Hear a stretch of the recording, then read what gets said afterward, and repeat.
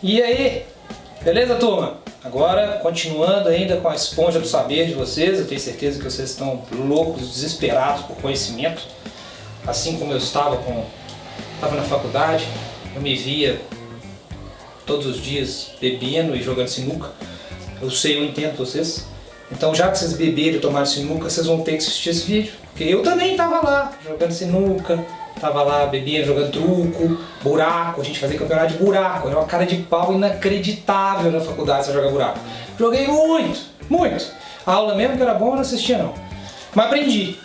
Então, eu sou a possibilidade de vocês, eu consegui. Então, se eu conseguir, eu bebia, eu jogava sinuca, consegui, então vocês conseguem também, gente. Força aí na peruca, abre a mente aí, vê os vídeos. Na minha época não tinha YouTube não, olha que facilidade que tem um cara aqui falando pra vocês, tudo que vocês têm que saber.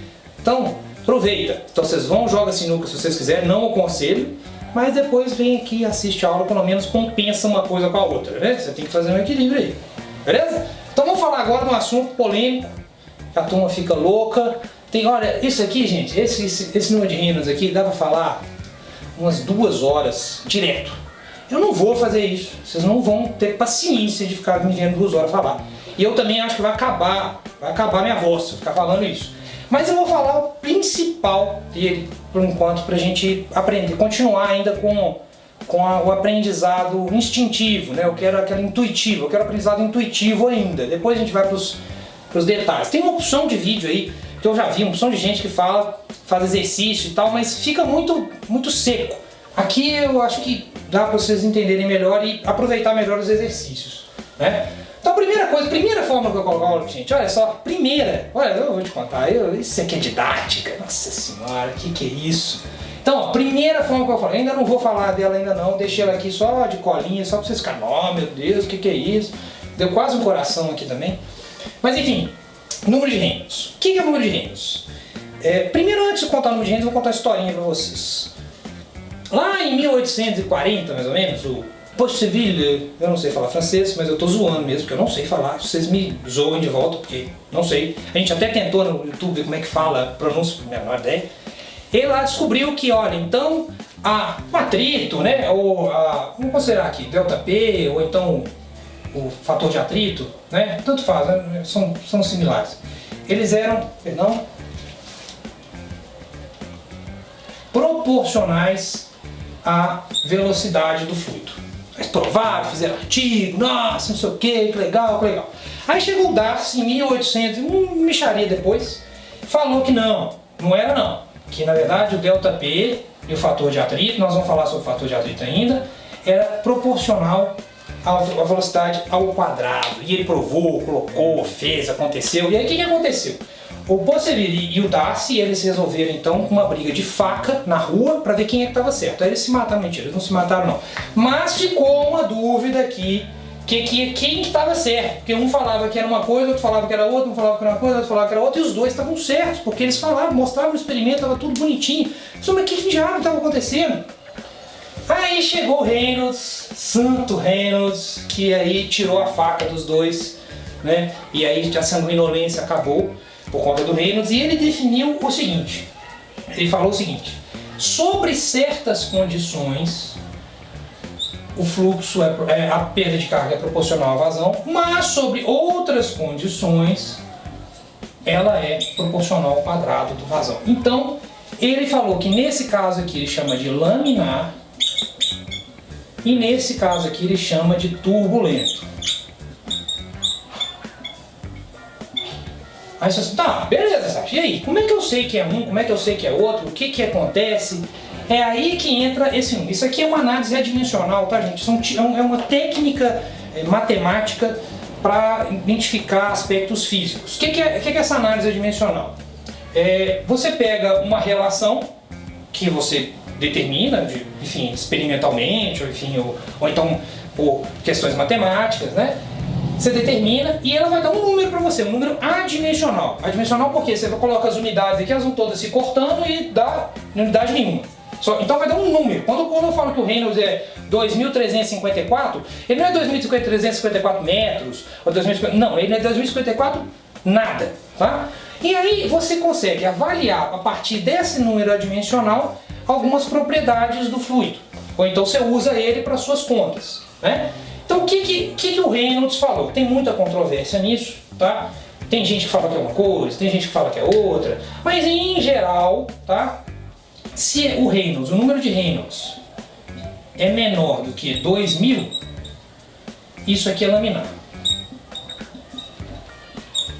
Se o número de Reynolds muita controvérsia, tá, gente? Tem gente que fala que é 4.000, tem gente que fala que é 2.500, tem gente que fala que é 2.400. O Moody, no diagrama de Moody, se vocês quiserem, vocês dão uma olhada, falando que é 4.000, tá?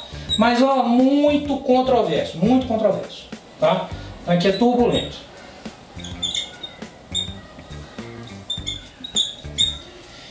Então é o seguinte, e entre esses dois existe um regime intermediário que todo mundo evita trabalhar.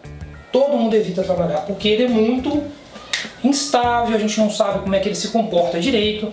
Então já fiquem sabendo, se você for trabalhar, não trabalhe acima de 2.000 e abaixo de 4.000. Evite, bota mais para frente ou bota mais para trás.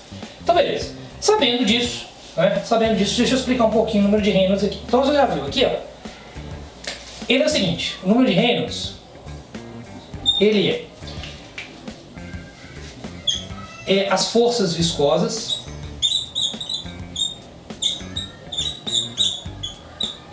sobre as forças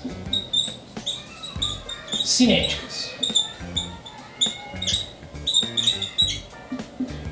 Como assim, Sasha? Seguinte, isso aqui é uma relação de equilíbrio, tá?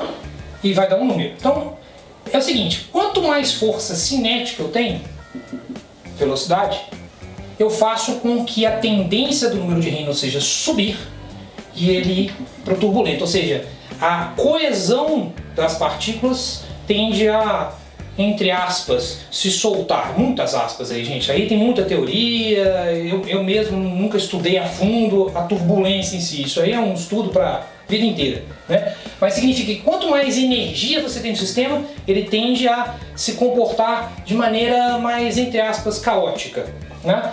E quando você diminui essa vazão e aumenta, por exemplo, a viscosidade, ou seja, as forças viscosas, as forças de coesão entre as partículas, né? Aí entra a relação de Van der Waals, forças intermoleculares e tal, que com certeza se estabelecem aqui na viscosidade, enfim, também tem 1 milhão de teorias, não vou entrar nisso também. Essas forças viscosas fazem com que o número de Reynolds diminua e ele entre para o laminar. Então o laminar, a perda de carga é proporcional à velocidade. E o turbulento é proporcional ao quadrado da velocidade. Exatamente. Ou seja, no turbulento, nós perdemos mais energia do que no laminar. Para uma mesma vazão, se eu tiver turbulento, laminar, claro que isso não existe na mesma vazão, até dá para fazer. Numa mesma vazão, eu teria perda de carga no turbulento muito maior do que no laminar. Em compensação, o laminar é muito limitado. Ele tem uma vazão que ele chega e depois ele não pode passar mais, que se ele passar ele vira turbulento. Então no final das contas, aí você pode perguntar, pô, então todo mundo usa laminar? Eu falei, não, minha experiência pessoal, 99% das pessoas usam turbulento, porque nós precisamos de grandes vazões. Nós estamos geralmente em indústria, você usa grandes vazões. E laminar geralmente são pequenas vazões. Então, geralmente nós temos uma perda de carga realmente maior na questão, porque eles usam turbulento. Agora deixa eu mostrar para vocês mais ou menos como é que é o visual disso, tá? Vou ver se eu consigo colocar um videozinho também, que acho que fica legal também. Aqui, ó, uma tubulação, tá? O laminar, vou colocar aqui um regime totalmente desenvolvido. Tô falando palavras malucas, mas para a turma faz sentido isso que eu estou falando. Precisa ser desenvolvido. Isso aqui são a velocidade. Ele tem um formato parabólico assim mesmo. Isso é laminar, isso é um fluxo laminar, tá? O que significa laminar?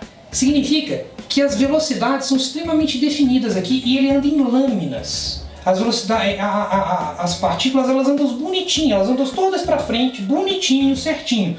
Um exemplo de você ver isso, você pega lá vai no banheiro e abre lá a sua pia lá, e abre um pouquinho, até sai um filete de água. Quando você vê que ele está transparente, bonitinho, saindo bonitinho, você consegue ver ele transparente, significa que ele está desse jeito aqui.